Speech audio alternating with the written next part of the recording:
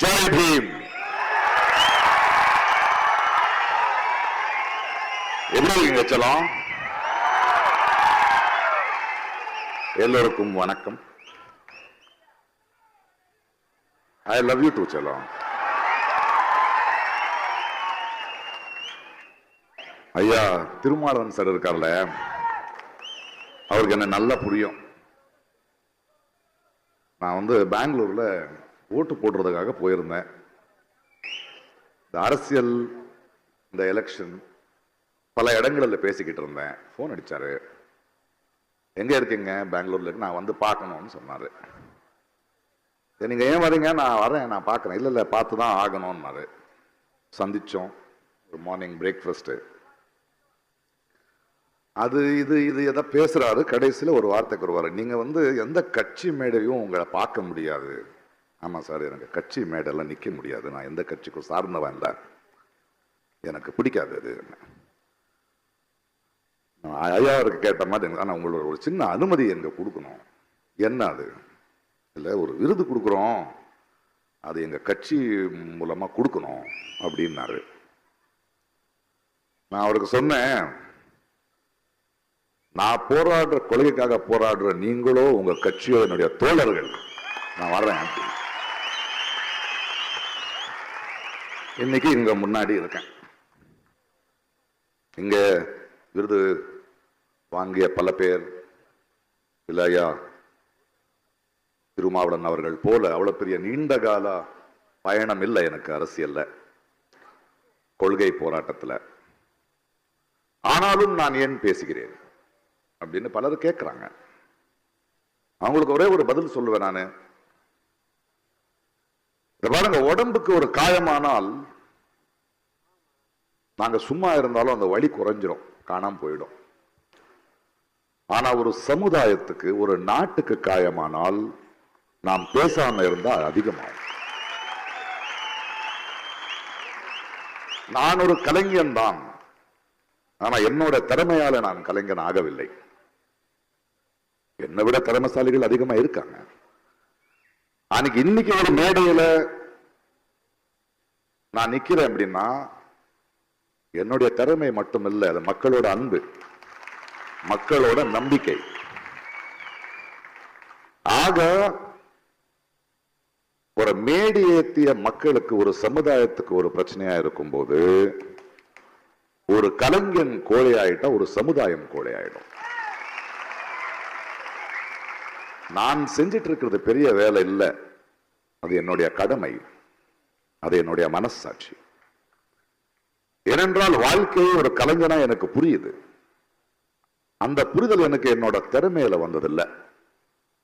லங்கேஷ் போன்ற, மார்க்ஸ் போன்ற, அம்பேத்கர் போன்ற, காந்தி போன்ற, பாரதி போன்ற, இப்படி பலர்களோட சிந்தனையை படித்து அதை உள்வாங்கி, அதனாலதான் வந்தது எனக்கு இந்த புரிதல்.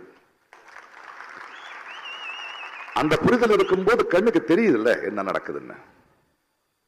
10 வருஷத்துக்குள்ள இருந்து தான் பேசிக்கிட்டு இருக்கேன். 9 வருஷத்துல இருந்தா இந்த மன்னரை நான் எதிர்த்துட்டு இருக்கேன். இப்ப எல்லாம் மன்னரன் சொல்ல முடியாதுப்பா, மன்னிக்கணும், அவர்தான் தெய்வ குழந்தை ஆயிட்டாரு. அவரை இனிமே நம்ம தேர்ந்தெடுக்க முடியாது. அவர்தான் நாட்டுக்கு, அவரால் ஏதாவது துன்பம் ஏற்பட்டால் அவரை திட்ட முடியாது, மனுஷனாயா நீ என்ன முடியாது. ஏனென்றால் தெய்வம் சோதிக்குதுன்னு தான் நம்ம சொல்லணும். சரி, அவன் எப்படியும் போவான், அதுக்கப்புறம் பேசிக்கலாம். கௌரி லங்கேஷ் இங்க பேசிட்டு இருக்கிற மாதிரி, அவருடைய அப்பா லங்கேஷ் ஒருத்தர் இருந்தார். அவர் தான் என்னுடைய ஆசான். அவர் ஒரு பத்திரிகை நடத்திட்டு இருந்தார்.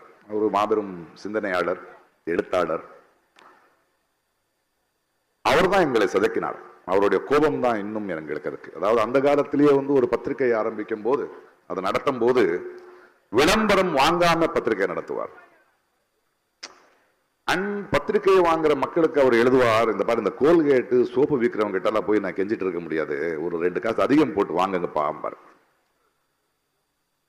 அந்த பத்திரிகை நடத்தும் போது அதுல பல மேடைகளை உருவாக்கினார். நிறைய இளைஞர்கள், கவிஞர்கள், கதாசிரியர்கள், இலக்கிய சிந்தனை இருக்கிறவர்கள், கொள்கைகளை பத்தி பேசுறவர்கள், இவர்கள் எல்லாருக்கும் ஒரு இடம் கொடுத்துட்டு இருந்தாரு.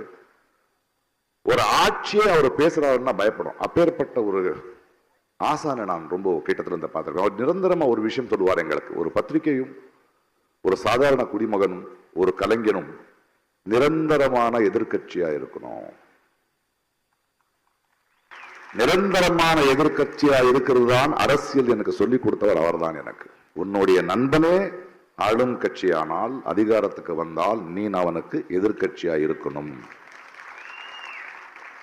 அப்பேற்பட்ட ஒரு ஆசான், அவருடைய மகள் கௌரி 35-40 ஆண்டு காலம் ஒரு தொடர்பு.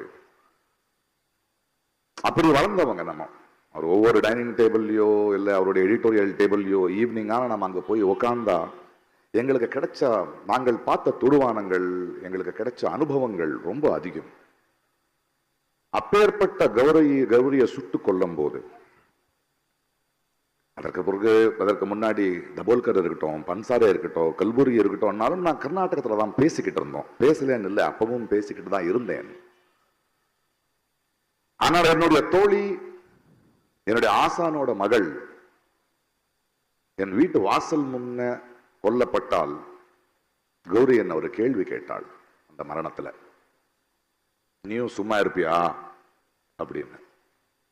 அதனால்தான் அவளை புதைக்கும் போது நான் சொன்னேன், நான் அவளை புதைக்கல, விதைத்தேன். இந்த பாசிசம், இந்த சனாதனத்தோட டெரரிஸ்ட்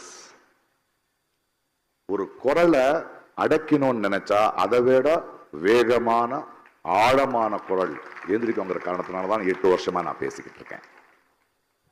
4ஆம் தேதிக்கு அப்புறம் இந்த தெய்வ மகன் போனதுக்கு பிறகு நான் எனக்கு வேலை இருக்கியல்ல எனக்கு தெரியாது, இருக்கட்டும்.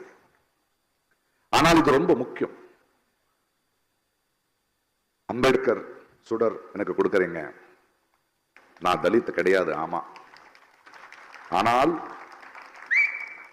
அம்பேத்கர் இந்த கான்ஸ்டிடியூஷனை எழுதாம இருந்திருந்தால் இந்த நாடு எப்படி இருக்கும்னு யோசிக்கும் போது எனக்கு பயமா இருக்கு. ஏனென்றால் அவருடைய சிந்தனையும் அவர் நினைத்த இந்த கான்ஸ்டிடியூஷன் பசியால பிறந்ததில்லை, வலியால பிறந்ததில்லை, அவமானத்துக்கு பிறந்தது. இன்னைக்கு வேர்வை மனமன்னு பேசிட்டு இருந்தாரு. ரீசெண்டா இந்த எலெக்ஷன் கேம்பெயின்ல நான் வாடிங்கிற ஒரு ஊருக்கு போயிருந்தேன் கர்நாடகால. அங்க ஒரு ரயில்வே ஸ்டேஷன் இருக்கு. அங்க பல வருடங்களுக்கு முன்னாடி அம்பேத்கர் இறங்கி இருந்தாராம். அதுக்கு பீமஸ்பர்ஷம் சொல்லுவாங்க அந்த இடத்துக்கு. அங்க இறங்கினேன். சில இலக்கியவாதிகள் நம்ம எல்லாம் சேர்ந்து ஒரு மேடை இருந்தது. அந்த மேடைக்கு போகும்போது ஒரு ஓப்பன் ஜீப்ல என்னை நிக்க வச்சுட்டு போயிட்டு இருந்தாங்க. எல்லாரும் உங்களை பார்க்கணும், அவங்களோட பேசணும், ஊர்வலமா போயிட்டு அந்த மேடைக்கு போகலாம்னு. ஒரு சின்ன ஒரு மார்க்கெட் இருக்கிற, நிறைய ஏழைகள் இருக்கிற, நிறைய கடைகள் இருக்கிற தெருவில் நான் போயிட்டு இருந்தேன். போயிட்டு இருக்கும்போது மக்கள் எல்லாம் அன்போட தொடணும், பேசணும், அவர் கையாவது கொடுங்க அப்படின்னு கேட்டிருந்தாங்க. என் பக்கத்தில் இருக்கிறவர், ஏயோ சார் வேணாம் சார், அவங்க ஏதோ பண்ணிடுவாங்க, வேண்டாம் இரு, என்ன பரவாயில்ல அப்படி. நான் போயிட்டு இருக்கும்போது, தொட்டுட்டு இருக்கும்போது அவன் எவரும் ஒருத்த கறிக்கடைக்காரன் அவன் வர்றான். அதோட மனம் எனக்கு வருது, வேர்வை எனக்கு வருது. அங்கே ஒரு பூ விற்கிற ஒரு தாய், பிரகாஷ் சார் அப்படின்னு கன்னடத்தில் பேசி கை கொடுக்குறாங்க. அந்த மென்மை எனக்கு தெரியுது, அந்த வேர்வை எனக்கு தெரியுது. யாரோ இரும்பு கடைக்காரன் பார்க்கறான், அதோடைய ரஃப்னஸ் எனக்கு தெரியுது. சின்ன சின்ன குழந்தைங்க ஜம்ப் பண்ணி சொல்லோன்னு கை கொடுக்குறாங்க, அந்த எண்டு தான் தெரியுது. அந்த மனத்துல, அந்த ஸ்பர்சத்துல எனக்கு அம்பேத்கர் தெரிஞ்சார். பாருங்க, அப்படி பார்க்கும்போது இந்த தெய்வமகன் மன்னரை நினைச்சேன் நானு. அவனை பாருங்களேன், ஒரு பாசிஸ்டோட சர்வாதிகாரி. அவன் ஒரு புஷ்பக விமானத்துல வருவான், ஒரு தேர்ல நிற்பான், எல்லாரும் பூ போடுவாங்க, மக்கள் வேலிக்கு அந்த பக்கம் தான் நிக்கிறானுங்க. அவனுக்கு என்னைக்கு புரியும் நம்முடைய பசி? மக்களோட ஸ்பர்சம் தெரியாதவன், அந்த மனம் தெரியாதவன், அந்த வேர்வையை தொடாதவனுக்கு எப்போது புரியுமா அவனுக்கு? அவன் தெய்வ மகன் கிடையாது, டெஸ்ட் டியூப் பேபி. அவனை அப்படி விட்டுறலாம். நான் இவ்வளவுதான் பேசுறது ரொம்ப மகிழ்ச்சியா இருக்கு இந்த விருது நான் இங்க வாங்கும் போது. ஆனா வேலை இதோட நிக்காது. நான் மன்னர் வருவாருங்கிற பயம் எனக்கு இல்லை. அச்சமில்லை, அச்சமில்லை, அச்சமில்லை என்பவன் நான். நம்மளுடைய பயம்தான் அவனோட பலம். அண்ட் ஒரு சர்வாதிகாரி, ஒரு ராட்சசன் இருக்கான்ல, அவன் ஜெயிச்சு யாரும் எனக்கு எதிர்ப்பு இல்லைன்னு சொல்லும் போது அவனுக்குள்ள ஒரு சின்ன மனுஷன் இருப்பான். ஆனா தோக்குறாங்கிற பயம் வந்த உடனே அவன் ராட்சசன் ஆவான். அந்த நிலைமையில தான் அவன் இருக்கான் இன்னைக்கு. ஆக நம்ம அதுக்கு தயாராக வேண்டியதா இருக்கு. நம்ம ரொம்ப ஜெயிச்சுட்டோங்கிறது இல்ல, வெற்றி இல்லை. ஏன்னா இந்த 10 வருடங்கள் காலமா அவன் எங்கெங்க விதைய வெட்டிருக்கான் இல்லையா. இன்னைக்கு ஒரு சுப்ரீம் கோர்ட் ஒரு கோர்ட் ஜட்ஜு நான் வந்து ஆர்எஸ்எஸ்ல இருந்து வந்தவன் சொல்றதுக்கு பெருமையா இருக்குன்னு ரிட்டையர்மெண்ட்ல சொல்றான்னா இது வரைக்கும் அவன் கொடுத்த முடிவுகள் எப்படி இருக்கும்னு நமக்கு புரியாதா? இது ஒரு நிரந்தரமான போராட்டம் இருக்கு. இது இந்த மோதி போடுற ஆளுகள் இவனும் வந்தான், ஹிட்லர்ல இருந்து வந்துகிட்டு இருக்கான். இவங்களுக்கு வாழ்ந்த சரித்திரமே கிடையாது. மனித நேயமோ இயற்கையோ இப்பேற்பட்ட ஆளுங்களை ஜீரணிக்க முடியாது. அவங்க மீண்டும் மீண்டும் அப்பப்போ வருவாங்க போவாங்க. ஆனா போகும்போது அவங்க விடுற காயங்கள் இருக்கு இல்லையா, அதுல இருந்து மறுபடியும் மீண்டு வர்றதுக்கு டைம் ஆகும். மீண்டும் அவன் வராம இருக்கிறதுக்கு நம்ம முயற்சி எடுக்கணும். அதுக்காக நான் என்ன சொல்றேன், இன்னைக்கு ஒரு அம்பேத்கரை பத்தி பேசுறோம், பெரியாரை பத்தி பேசுறோம். சும்மா பேசினா முடியாது. அம்பேத்கர் ஏழை ஆமா, தலித் ஆமா, and he was a great thinker. He was the most well-read person. அம்பேத்கரை படிக்கணும். ஏனென்றால் அம்பேத்கர் வந்து கான்ஸ்டிடியூஷன் எழுதுனது பிறகு அவரே சொல்றாரு, என்னுடைய எண்ணம் கரெக்டா இருக்கு, இது உண்மையாகுமா இல்லையான்னு எனக்கு தெரியாதுங்கிறார். அதற்கு காரணம் அடுத்த வர்ற தலைமுறை ஒரு மார்க்ஸையோ ஒரு அம்பேத்கரையோ ஒரு காந்தியோ படிக்கிறாங்களா இல்லையான்னு தெரியாதுங்கிறது நேரடியா சொல்றாங்க. அது படிக்காதவங்க தான் உட்கார்ந்துகிட்டு இருக்கோம். They are not, நம்மளுக்கு வந்து அவர்கள் சூப்பர் ஸ்டாருங்க கிடையாது, நாங்க படிக்க வேண்டியது. பிகாஸ் அதுக்கு பின்னாடி அந்த அவமானத்தையும் தாண்டி அவங்க படிச்ச படிப்பு, அவங்க பார்த்த தொடுவானங்கள், அதையும் நம்மளும் பார்க்கணும். அப்போதான் இந்த என்ன வந்து இந்த சனாதனம் இருக்கோ, இந்த பாசிசம் இருக்கோ, அது வேரோட நம்ம எடுக்க முடியும். இவங்களுக்கு என்ன சொல்லணும்னு பாருங்க, ஒரு தனி மதனுக்கு கட்டறிவுல கட்டாயிடுச்சுன்னா அது அவன தனிப்பட்ட மனிதனோட வழி. ஆனா ஏகலவ்யனோட கட்டவிரல் எடுத்துட்டு போனா அது சமுதாயத்தின் வழி. மெஜாரிட்டின்னு சொல்றாங்கல்ல, மெஜாரிட்டியோட பொறுப்பே மைனாரிட்டியா பாத்துக்கிறது இல்லையா? இது வந்து தொடர்ந்த போராட்டம் ஆயிட்டே போகணும். இது வரைக்கும் நம்ம வந்து தொடர்ந்து போராட மாட்டோமோ? ஏன்னா இது வந்து வாழ்வின் முறையா இருக்கணும். நம்ம நிரந்தர எதிர்கட்சியா பண்ணிக்கிட்டே இருக்கணும். ஏன்னா இது இவ்வளவு சீக்கிரம் போகிற விஷயம் கிடையாது. அரசியல்வாதிங்க, அரசியல் கட்சிகள் வரும் போகும், 5 வருஷத்துக்கு ஒரு முறை. நாம தான் பர்மனன்ட். அரசியல்ல எதிர்கட்சி ஜெயிக்காது, ஆளுங்கட்சி தான் தோத்து போவோம். சரியானவனை நம்ம தேர்ந்தெடுத்தா மக்கள் தான் ஜெயிப்பாங்க, தேர்ந்தெடுக்கலன்னா மக்கள் தான் தோத்து போவாங்க. அதை நம்ம உணரணும். இந்த வாட்டி அவர் தெய்வமானவனானதுனால ஜோலா எடுத்துக்கிட்டு எங்கேயோ போட்டோம், அது இல்லை. ஆனால் இந்த 10 ஆண்டுகளாக நம்ம அனுபவிச்ச வழி இருக்குல்ல, அவமானம் இருக்குல்ல, ஒரு பயம் இருக்குல்ல, ஒரு ஆதங்கத்துக்காக அடுத்த 5 வருஷம், அடுத்த 10 வருஷம் இவங்க மீண்டும் வர முடியாத அளவுக்கு நம்ம செயல்ல இறங்க வேண்டியதா இருக்கு. 70 ஆண்டுகள் ஆயிடுச்சு, 70 ஆண்டுக்கு மேல ஆயிடுச்சு நம்ம அம்பேத்கர் கான்ஸ்டிடியூஷன் எழுத. இன்னைக்கு கூட மக்கள் ஓட்டு போடும்போது ஒரு பிரதமரை தேர்ந்தெடுக்க ஓட்டு போடுறதுக்கு அவங்களுக்கு உரிமை இல்லைங்கிறதே தெரியாம உட்காந்துக்கிட்டு இருக்காங்க. ஒரு முதலமைச்சரை தேர்ந்தெடுக்கிற உரிமை இல்லை. நம்மளுடைய ஒரு பிரதிநிதி, எங்களுடைய குரலை பேசுறவன் பார்லிமெண்ட்டுக்கு போகணும். 530 பேர் தான் இருக்காங்க. இது வரைக்கும் நம்ம தொகுதிகளை நமக்கு தெரிஞ்சவனாயவன், நம்மளுடைய வழி தெரியுமா, நம்மளுடைய மொழி தெரியுமா, நம்மளுடைய வேர்வை தெரியுமான்னு தெரிஞ்சவங்க நீங்க தேர்ந்தெடுக்கணும். அதை விட்டுட்டு ஒரு ஃபுட்பால் மேட்ச் பார்க்குற மாதிரி எடுத்துட்டோம்னா அப்படிதான் வச்சிருக்கானுங்க இவனை. அப்பதான் இவங்க பிழைக்க முடியும். ஆனா மக்களுக்குள்ள அடுத்த 5 வருஷமோ 10 ஆண்டுமோ நான் வாழ்க்கை முழுக்க அதுதான் பண்ண போறேன்.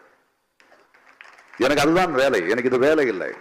வரும்போது இன்னைக்கு வந்து ஒரு 3 பத்திரிகையாளர்கள் என்ன மீட் பண்றாங்க, நேஷனல் கேரவன் அந்த மேக்சின். நீங்க ஏன் தேர்தல் அரசியலுக்கு வர மாட்டீங்க? சேர்க்க மாட்டாங்கம்மா அப்படின்னு.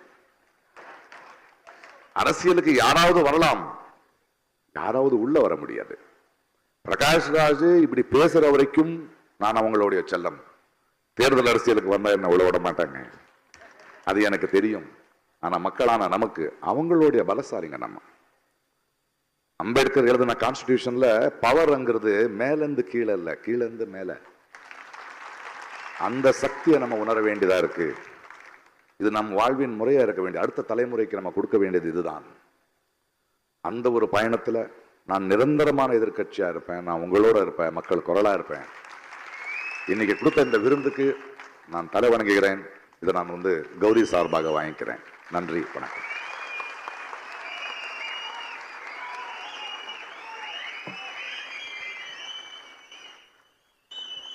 மக்கள் கலைஞர் திரு பிரகாஷ்ராஜ் அவர்களுக்கு நெஞ்சம் நிறைந்த நன்றிகள்.